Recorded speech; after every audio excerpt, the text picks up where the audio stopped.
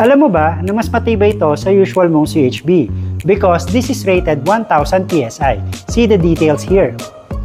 Guys, I will tell you something. Palitan mo na yung CHB mo. Do you know why? Because it's lightweight. AAC are also waterproof and fire rated. AAC are also fast to install because you don't need skim coat. Ay, baliktad, you don't need plaster pala. Alam mo ba na ang AAC, alam mo ba ang AAC ay soundproof din? So testingin natin. Tingnan natin kung maririnig mo yung sigaw ko.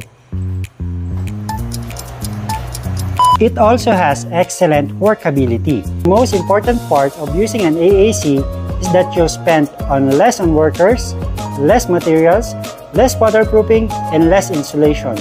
Here in Rojas Architects, we only specify excellent and quality materials just like